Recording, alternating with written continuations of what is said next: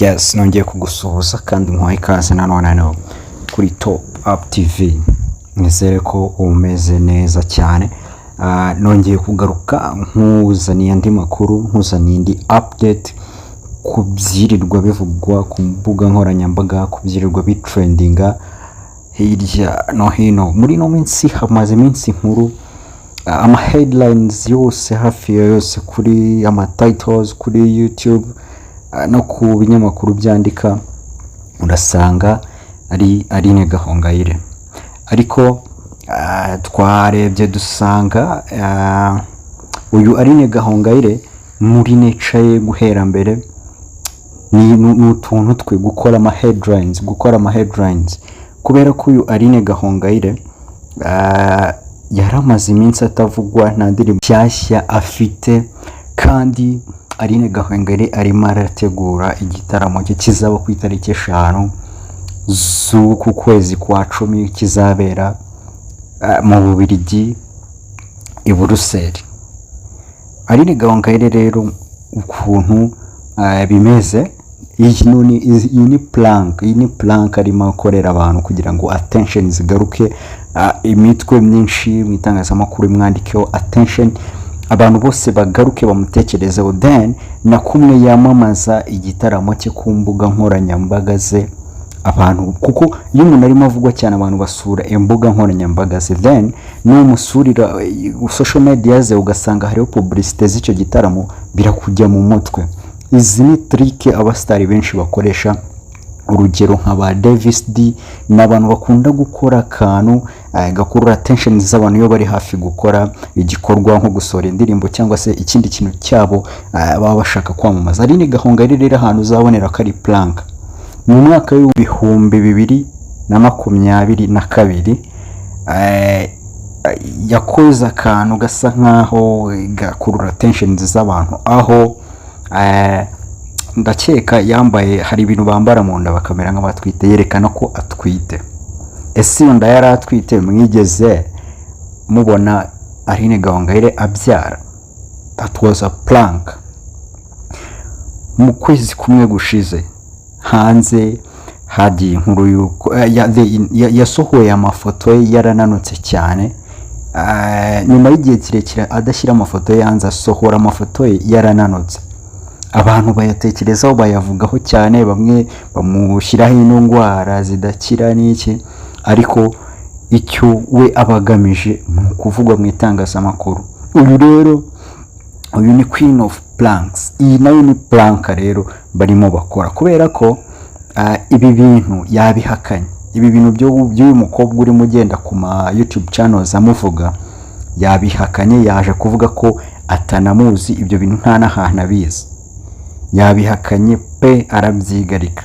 So rero ibi nabyo birimo attracting abantu cyane kugira ngo bamutekerezeho, then igitaramo cye kibone sexy, kibone trend, abantu babashe ku accessinga social media ziwe babone ibikorwa bye.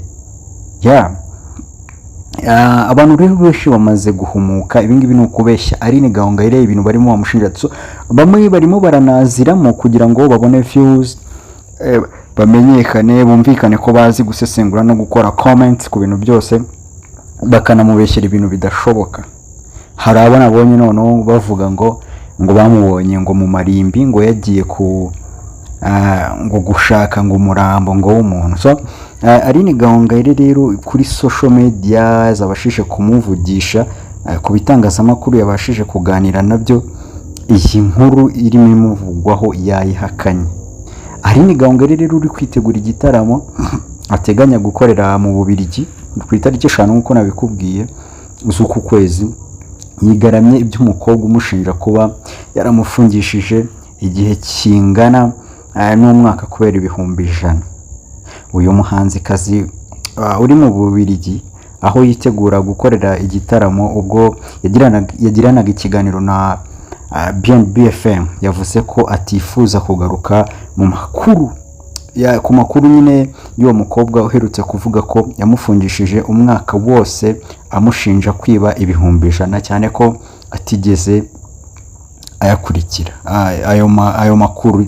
Of course yabivuze muri aya magambo ati njye sinjya ndeba photoshoot ya Satani kuko iteka mpora ndeba photoshoot y'abamarayika, rero akenshi ndeba ibindeba, ibitandeba ntabwo mbireba. Umukobwa umbwira ntawe nzi, yabwiraga umunyamakuru ati umukobwa umbwira ntawe nzi, ibyo bintu by'imbuga nkoranyambaga ntabyo nzi. Aline Gahongayire yahise asaba umunyamakuru kumubaza ibijyanye n'igitaramo afite ku munsi w'itariki 5, aho kumubaza iby'umukobwa atigeze akurikira ibye.